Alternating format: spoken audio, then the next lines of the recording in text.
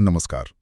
हम सब अपनी जिंदगी में विकास या डेवलपमेंट शब्द का इस्तेमाल बहुत करते हैं। बिल्कुल। देश का विकास, अपना विकास, पर क्या हमने कभी सोचा है कि इसका असली मतलब क्या है?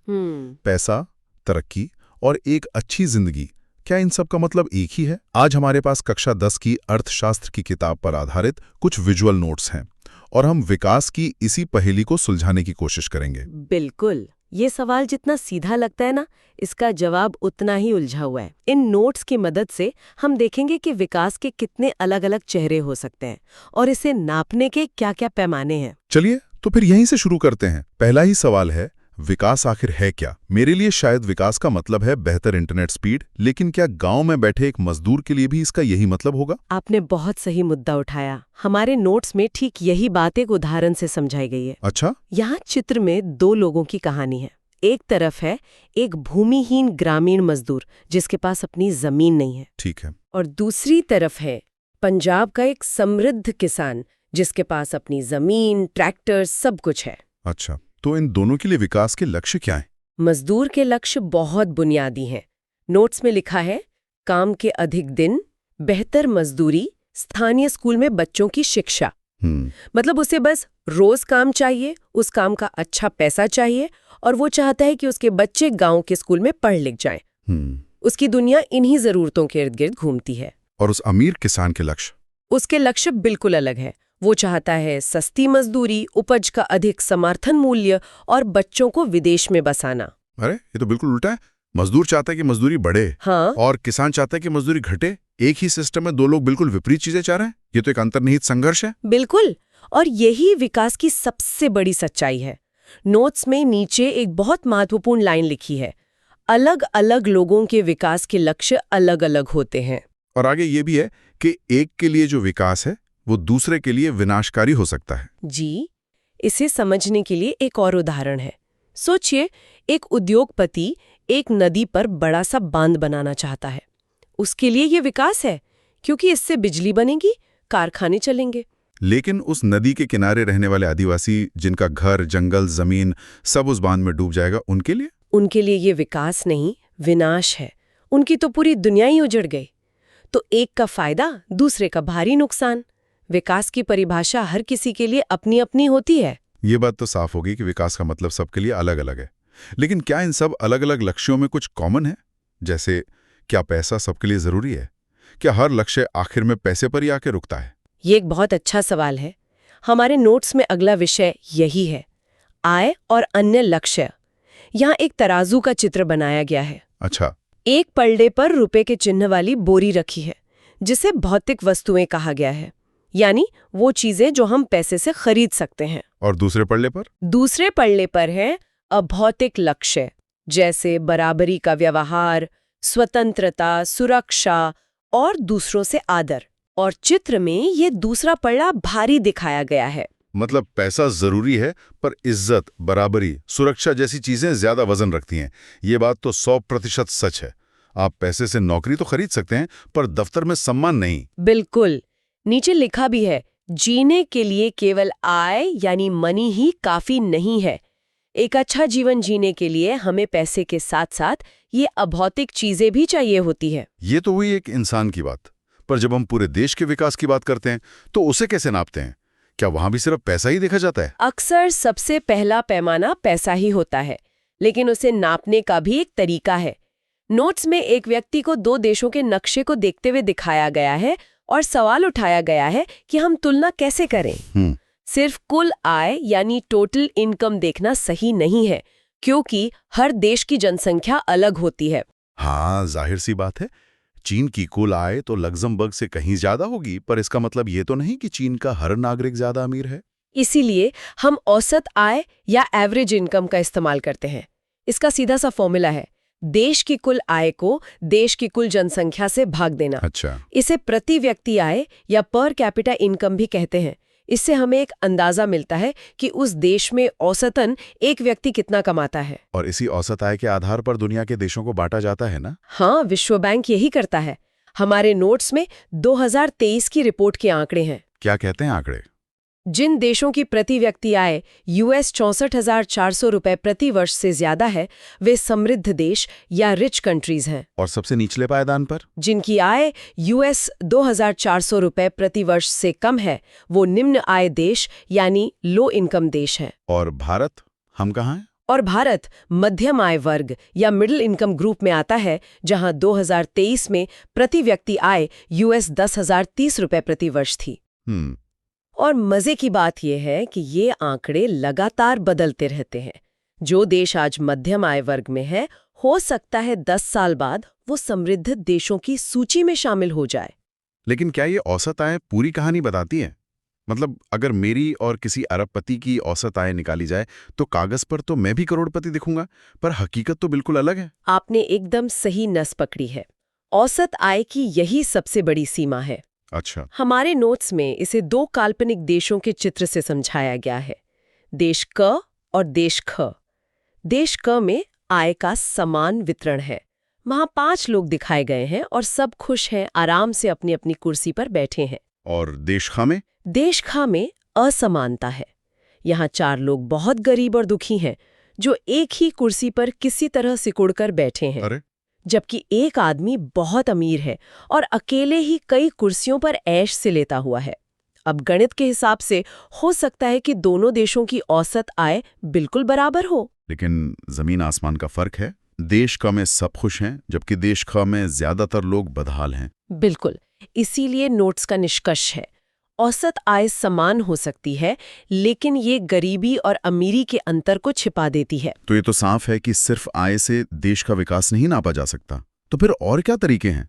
क्या हमारे स्रोत इस पर कुछ बताते हैं? हाँ बिल्कुल, इसके लिए भारत के ही 2 राज्यों हरियाणा और केरल की तुलना की गई है। अच्छा, हरियाणा और केरल। अगर हम सिर्फ प्रति व्यक्ति आय देखें तो हरियाणा 2,64,729 रुपए और केरल 2,34,435 रुपए से ज्यादा अमीर है। तो इस हिसाब से तो हरियाणा को ज्यादा विकसित होना चाहिए। लेकिन जब हम दूसरे मापदंड देखते हैं तो कहानी पलट जाती है, जैसे शिशु मृत्यु दर यानी इन्फेंट मोर्टेलिटी रेट। ये हरियाणा में 28 है, जिसे खराब माना गया है, जबकि केरल में ये सिर्फ 6 है, जो बहुत बेहतर है। ये तो बहुत बड़ा अंतर है। और पढ़ाई लिखाई के मामले में? वहां भी केरल बहुत आगे है। साक्षरता दर हरियाणा में 80% है तो केरल में 96% है। कमाल है। मतलब ज्यादा पैसा होना अच्छी सेहत और पढ़ाई की गारंटी नहीं है। इस टेबल का सार यही है कि केरल में आय कम है, लेकिन स्वास्थ्य और शिक्षा बेहतर है। बिल्कुल, और यहीं से विकास की एक ज्यादा व्यापक तस्वीर उभरती है, जिसमें पैसा, स्वास्थ्य और शिक्षा तीनों शामिल हैं। अच्छा, यहाँ कुछ जरूरी शब्द आए हैं, जैसे शिशु मृत्यु दर। सुनने में ये थोड़ा टेक्निकल लगता है। इसका असल में क्या मतलब होता है? इसे समझना बहुत जरूरी है। नोट्स के अनुसार शिशु मृत्यु दर या IMR का मतलब है किसी वर्ष में पैदा हुए 1000 जीवित बच्चों में से 1 वर्ष की आयु से पहले मर जाने वाले बच्चों का अनुपात। यानी कि सीधे शब्दों में, हर 1000 जिंदा पैदा हुए बच्चों में से कितने बच्चे अपना पहला जन्मदिन मनाने से पहले ही मर जाते हैं। ये संख्या जितनी कम होगी, स्वास्थ्य सुविधाएं उतनी ही बेहतर मानी जाएंगी। और साक्षरता दर? साक्षरता दर का मतलब है 7 वर्ष और उससे अधिक आयु के लोगों में साक्षर जनसंख्या का अनुपात, यानी 7 साल या उससे ज्यादा उम्र के कितने प्रतिशत लोग पढ़ और लिख सकते हैं। एक और शब्द है निवल उपस्थिति अनुपात। ये क्या है? इसका मतलब है 14 तथा 15 वर्ष की आयु के स्कूल जाने वाले कुल बच्चों का उस आयु वर्ग के कुल बच्चों के साथ प्रतिशत। अच्छा। आसान भाषा में 14-15 साल की उम्र के कुल बच्चों में से कितने प्रतिशत बच्चे असल में स्कूल जा रहे हैं, ये दिखाता है कि शिक्षा तक बच्चों की पहुंच कितनी है। तो अगर हम केरल के उदाहरण पर वापस जाएं, तो वहां आय कम होने के बावजूद स्वास्थ्य और शिक्षा बेहतर क्यों है? क्या वहां की सरकार कुछ ऐसा कर रही है जो हरियाणा में नहीं हो रहा? आपने सही सोचा। इसका जवाब सार्वजनिक सुविधाओं या पब्लिक फैसिलिटीज में छिपा है। सार्वजनिक सुविधाएं? हाँ, हमारे नोट्स में एक गांव का चित्र है जिसमें उचित मूल्य की दुकान यानी राशन की दुकान और एक स्वास्थ्य केंद्र दिखाया गया है। संदेश ये है कि सरकार द्वारा सामूहिक रूप से सुविधाएं देना सस्ता और बेहतर होता है। जैसे कि साफ हवा, बिना मिलावट का सामान या संक्रामक बीमारियों से बचाव, ये ऐसी चीजें हैं जो कोई एक व्यक्ति अकेले अपने लिए नहीं खरीद सकता। बिल्कुल। नोट्स में एक बहुत गहरी बात लिखी है। जेब में रखा रुपया वे सब वस्तुएं और सेवाएं नहीं खरीद सकता जिनकी आपको बेहतर जीवन के लिए आवश्यकता है। सही बात है। आप पैसे से महंगी कार खरीद सकते हैं पर प्रदूषण मुक्त हवा नहीं खरीद सकते। उसके लिए सामूहिक प्रयास यानी सरकार की नीतियां जरूरी हैं। केरल ने इन्हीं सार्वजनिक सुविधाओं जैसे सरकारी स्कूल और स्वास्थ्य केंद्रों पर ज्यादा ध्यान दिया है। तो क्या विकास को नापने का कोई ऐसा तरीका है जिसमें आय, स्वास्थ्य और शिक्षा इन तीनों को एक साथ देखा जाए? हाँ, और वो सबसे बेहतर तरीकों में से एक माना जाता है। इसे मानव विकास रिपोर्ट या ह्यूमन डेवलपमेंट रिपोर्ट कहते हैं। अच्छा। इसे UNDP यानी संयुक्त राष्ट्र विकास कार्यक्रम जारी करता है। ये तीन चीजों को मिलाकर एक सूचकांक बनाता है जिसे HDI कहते हैं: स्वास्थ्य, शिक्षा और प्रति व्यक्ति आय। और इसमें भारत कहाँ खड़ा है? नोट्स की फैक्ट फाइल के मुताबिक 2022 में 191 देशों में भारत का स्थान 134वां था। 134वां? और हमारे पड़ोसी देशों के मुकाबले? हमारा पड़ोसी देश श्रीलंका 88वें रैंक के साथ इस मामले में हमसे काफी बेहतर स्थिति में है। ये साफ दिखाता है कि हमें अभी स्वास्थ्य और शिक्षा के क्षेत्र में बहुत काम करने की जरूरत है। ठीक है, तो हमने विकास को नापना सीख लिया, सिर्फ पैसे से नहीं बल्कि स्वास्थ्य और शिक्षा से भी। पर क्या हर तरह का विकास अच्छा होता है? क्या इसकी कोई कीमत भी चुकानी पड़ती है? बहुत बड़ी कीमत चुकानी पड़ सकती है अगर विकास बिना जिम्मेदारी के किया जाए। इसके लिए नोट्स में अफ्रीका के शहर अबिदजान का एक केस स्टडी दिया गया है। चित्र में एक जहाज है जो शहर के पास समुद्र में जहरीले ड्रम फेंक रहा है। और हुआ क्या था वहाँ? के धुएं और जहर से लोगों को जी मिचलाना, चमड़ी के रोग और बेहोशी जैसी गंभीर स्वास्थ्य समस्याएं हुईं। ये तो भयानक है। इसका नतीजा क्या हुआ? नतीजा बहुत दुखद था। 7 लोग मारे गए और 26,000 से ज्यादा लोगों का इलाज करना पड़ा। ये घटना हमें सिखाती है कि बिना जिम्मेदारी के किया गया विकास घातक होता है।